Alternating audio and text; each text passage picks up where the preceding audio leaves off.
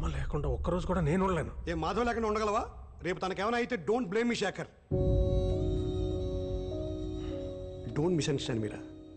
ఇప్పుడు old age homes చాలా బాగుంటున్నాయి. సిటీలో చాలా మంది పెద్దవాళ్ళు ఒంటరి జీవితం గడపలేక వాళ్ళ ఏజ్ గ్రూప్ వాళ్ళు వెతుక్కుంటూ వాళ్ళంతటా వాళ్ళే జాయిన్ అవుతున్నారు. In fact she may like it also. Think over Shekhar.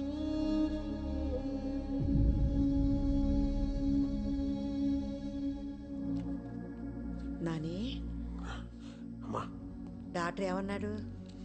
పర్లేదన్నారమ్మా. అయితే సర్లే, చంటి బాబు అయితే భోజనం తెప్పించా. పేషెంట్లకు ఇస్తారమ్మా ఇక్కడ. ఆసుపత్రిలో 66 రోగాలు ఉంటాయి. అవి తింటే ఇంకో 4 వచ్చి పడతాయి. ఇదిగో ఈ క్యారేజ్ నువ్వు మాధవి తినేంటే, పిల్లలకి నేను ఇంట్లో పెడతానులే. అందాక ఆకలిస్తే బత్తారసం ఉంది, తాగే. మాధవి దానికి ఏవి అవ్వదురా. నువ్వు లేనిపోని ఆలోచించుకుంటూ ఇదైపోక. కాదమ్మా, డాక్టరు మాధవని రెస్ట్ తీసుకోమన్నారు, అందుకని. అంతే కదా. అవసరమైతే ఓ 2 నెలల పాటు క్యాంటీన్ పక్కకి వెళ్ళను. మాధవి కంటి ముందు నుంచి కదలను. కన్నార్పకుండా చూసుకుంటాను. అది కాదు, ఇప్పుడు నాకేమవదు. వినవా నాన్న ఏం చెప్తున్నాడు అసలు? అవతల మనిషి ఏం చెప్పాలనుకుంటున్నాడో, ఏం ఫీల్ అవుతున్నాడో ఏం అక్కర్లేదు నీకు. దివ్య, నీ సొల్లు, నీ సోది, నీ మాటలే ఇంకా. ఊరుకో దివ్య. నాన్న ప్లీజ్. మీ అమ్మ మీకెంతో, మా అమ్మ నాకు కూడా అంతే. నువ్వు ఇలా చేయబట్టే మా అమ్మకి హార్ట్ అటాక్ వచ్చింది.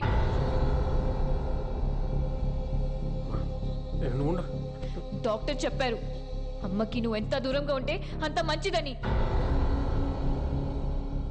నీకు అదే చెప్పడానికి డాడీ కూడా ట్రై చేస్తున్నాడు. నువ్వు ఇంట్లో ఉంటే మా అమ్మ చచ్చిపోతుంది. అర్థమైందా? ఏం మాట్లాడుతుంది అది? దానికి అసలు ఏం మాట్లాడుతుంది అది?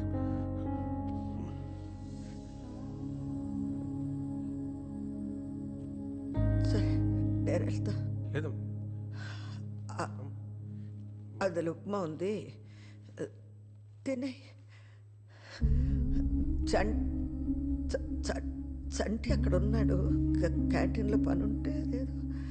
జాగ్రత్త నాన్న.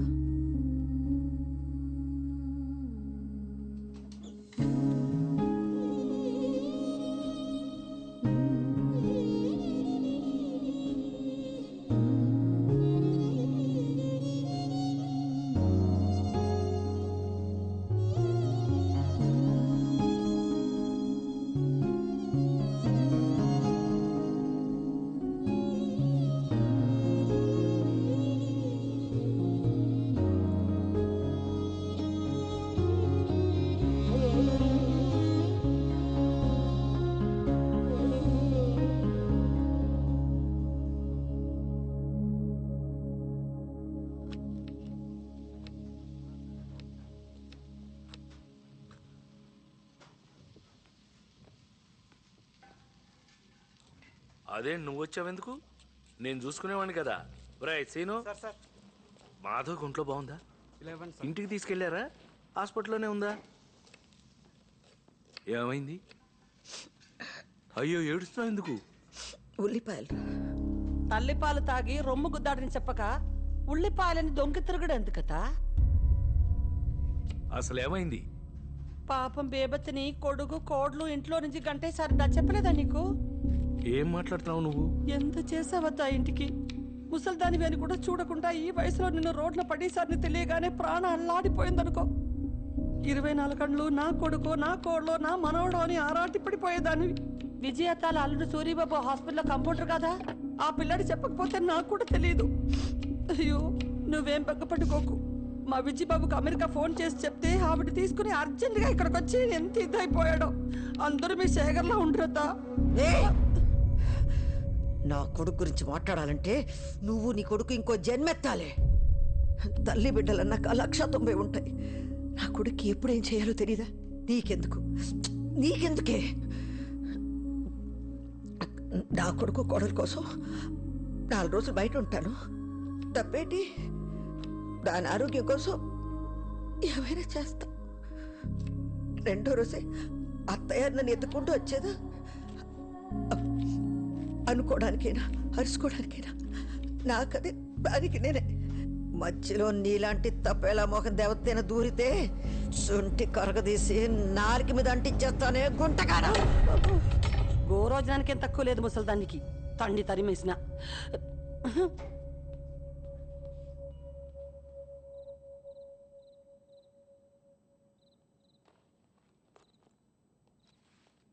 ఇంత జరిగినా నాతో ఒక్క ముక్క కూడా చెప్పలేదు. అంత పరాయివాడిని అయిపోయానా బేబీ? చేసుకున్నది నేను, అనుభవించాల్సింది నేనే. ఇందులో సొంత ఏటి పరాయేటి అంత నా కర్మ. ఇన్ని కష్టాలు పెడుతున్నాడంటే నీకేదో చాలా సుఖాన్ని ఇవ్వడానికే దేవుడు. దేవుడు పేరెత్తక నా ముందు ఏ ఇచ్చాడు రాడు నాకు? ఏ ఇచ్చాడు? నా చిన్నప్పటి నుంచి ఏం జరిగిందో అన్నీ నీకు తెలుసు. నాకు అవసరం ఉన్నప్పుడు నువ్వు ఉన్నావా? ఎక్కడో మిలిటరీలో ఉన్నావు కదా.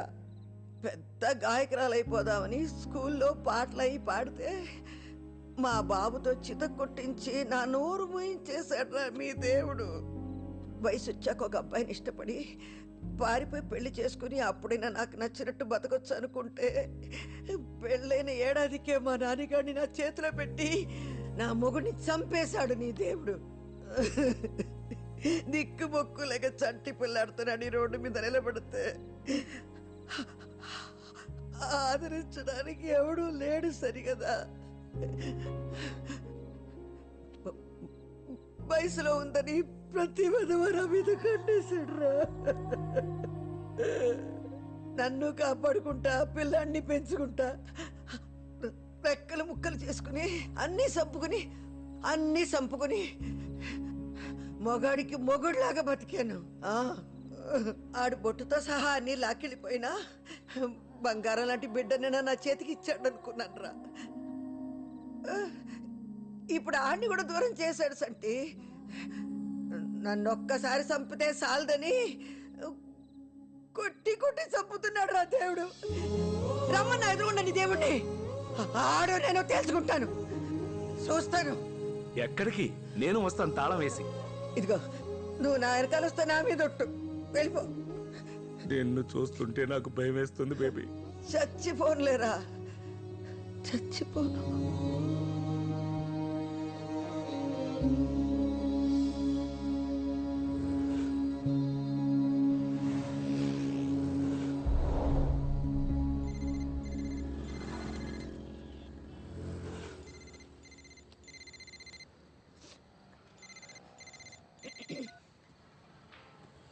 హలో నాన్న, చెప్పయ్యా. హలో నానమ్మ, వస్తున్నావా?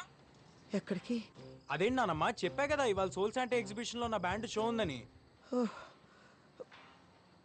గుర్తులేదయ్యా. అమ్మకు బాగాలేదని నాకు కూడా రావాలని లేదు నానమ్మ, కానీ ఇది నా ఫస్ట్ పర్ఫార్మెన్స్ నానమ్మ, ప్లీజ్. మనసేం బాగాలేదు నాన్న. నానమ్మ, ఇవాళ అమ్మ హెల్త్ బాగుండుంటే అందరూ వచ్చేవారు కదా, నువ్వు కూడా లేకపోతే ఎలాగా? నేను ఎలా పాడుతున్నానో ఎవరు చూస్తారు? వస్తానులే. థ్యాంక్ యూ నానమ్మ, I love you. Reach call చేయి.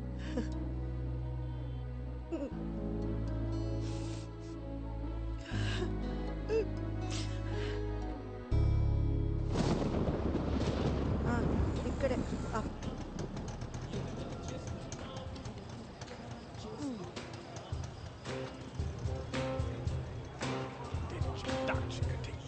హలో హలో నాన్న, నానమ్మ, నేను ఇక్కడే ఉన్నాను, గేట్ దగ్గర ఉన్నానయ్యా. నువ్వు టికెట్ తీసుకుని లోపలికి వచ్చేసి నేను వస్తున్నా. వస్తాను, టికెట్ తీసుకుంటాను, వస్తాను.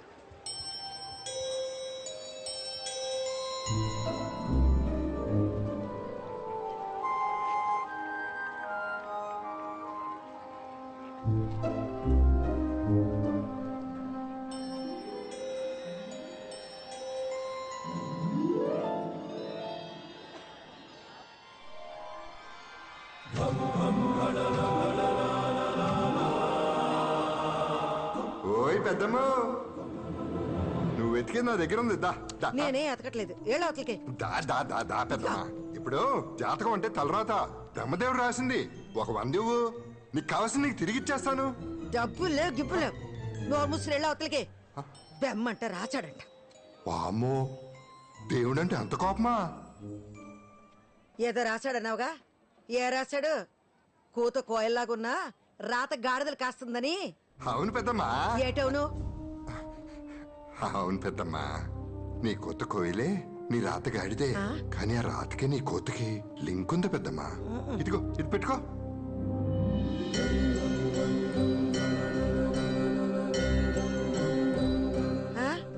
ఈ తొండవాయి నాకెందుకు? ఈ రోజు వైశాఖ పౌర్ణమి పెద్దమ్మా, చాలా శక్తివంతమైంది. ఈ వినాయకుడిని నీ దగ్గరే ఉంచుకో. ఏటో నీ గందరగోళం మాటలు నువ్వు నా దగ్గర దీనికి డబ్బుల్లా. నాకు డబ్బులొద్దులే. ఈ రాత్రికి ఈ వినాయకుడిని నీ దగ్గరే పెట్టుకుని త్రికరణ శుద్ధిగా నువ్వు ఏదనుకుంటే అది జరిగి తీరుతుంది. సరస్వతి కటాక్షం లభిస్తుంది పెద్దమ్మా. ఏదో ఒకట్లే, నేను వెళ్తున్నా. నీతో కూర్చుంటే ఏదో ఒకటి చెప్పి డబ్బులు లాగేలా ఉన్నావు. శుభం. మనోవాంఛ ఫలసిద్ధిరస్తు.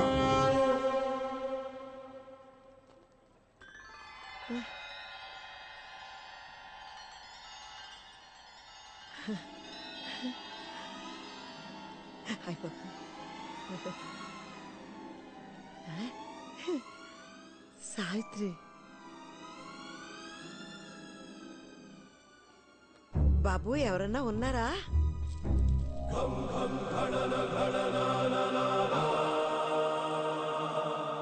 చెప్పండి.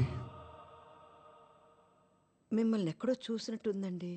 చూసే ఉంటారు. ఈ ఫోటో స్టూడియో నాదే. నా పేరు నారాయణ. అందరిళ్లలో ఉంటాయి నా ఫోటోలు. భలే ఉన్నాయండి అన్నీ. ఈ కెమెరాలు ఫోటోలు ఎప్పుడో నా చిన్నప్పుడు చూశాను. మళ్ళీ చాన్నాళ్ళకి. అది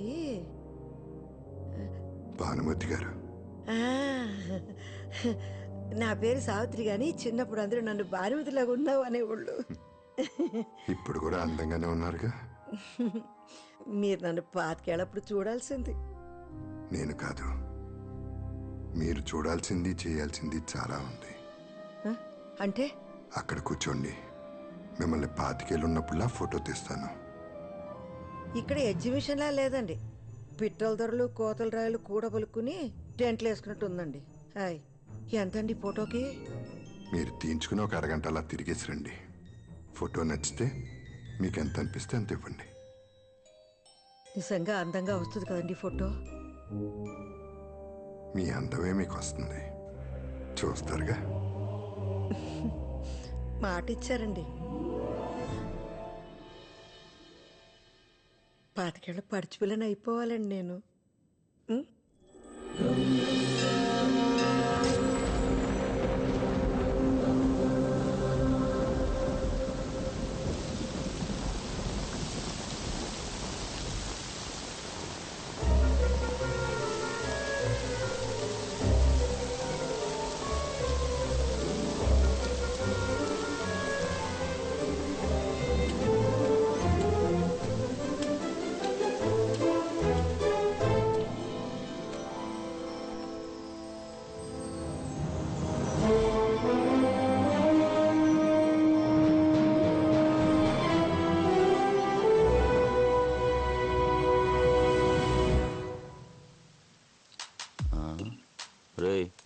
బేబీని చూడరా, బాలే ఉంది కదా. ఈ రాఖీ గాడు ఎక్కడ సచ్చాడు? బాగానే ఉంది కానీ ఆ అవతారం ఏంటి అసలు? రే, ఇప్పుడే పల్లెటూరు నుంచి దిగుంటుంది. నా చేయి పడితే అంతా సెట్ అయిపోద్ది. అబ్బా, ఏం బేబే, బాయ్ ఫ్రెండ్ ఫోన్ ఎత్తట్లేదా? నన్ను గాని కంపెనీ ఇమ్మంటావా?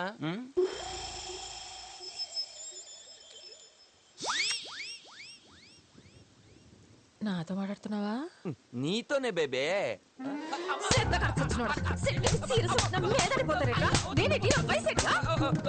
ఓ 23 ఉంటాయి. 20. కళ్ళు కూడా చెప్పేట్రా నీకు.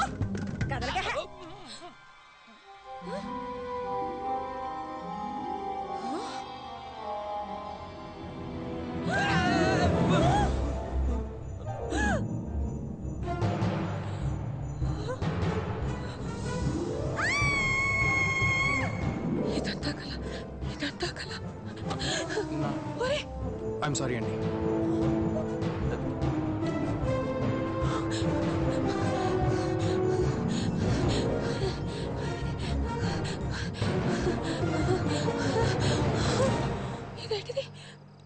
ఫోటో స్టూడియో ఎక్కడ?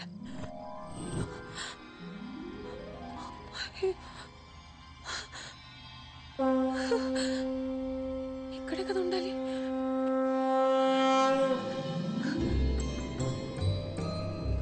బాబు బాబు, ఇక్కడ ఫోటో స్టూడియో ఉండాలి. పక్కనే జ్యోతిష్కం చెప్పే అబ్బాయి ఉండాలి కదా. వినాయకుడి విగ్రహాలు అవి ఇస్తున్నాడు. నువ్వు చూసేవాళ్ళని. జంగమ్మ దేవర లింగమైనాడు, లింగాల స్వామి ముందరన్నాడు. టక్కరు చీకటి పోయి తిక్కులు ఎలుగైపోయి బూడిదయ్యే లోపల బతుకమ్మ బతుకు, కాడు పిలిచే లోపల బతుకంతా బతుకు. ఏం మాట్లాడుతున్నావు నువ్వు? జగన్నాటకం జగన్నాటకం, జగన్మాత బిడ్డలాడు జగన్నాటకం. ఆ పక్కన చీకడుంది, ఈ దిక్కున వేకు ఉంది. దిక్కు లేదనుక ఇంకా ఆ దిక్కున వెళ్ళు. ముక్కంటి చెప్పాక సక్కంగా వెళ్ళు. అరో మరా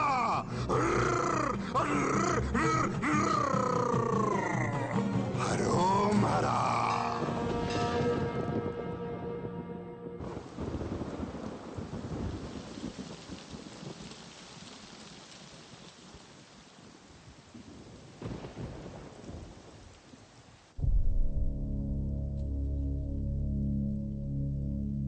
ఉంటాను సార్.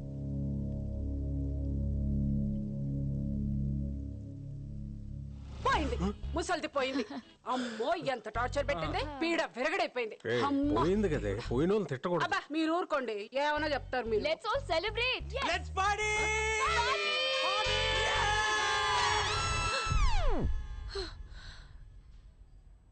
అబ్బా, ఈ వయసులో ఈ పీడ కళ్ళేంట్రా నాయనా.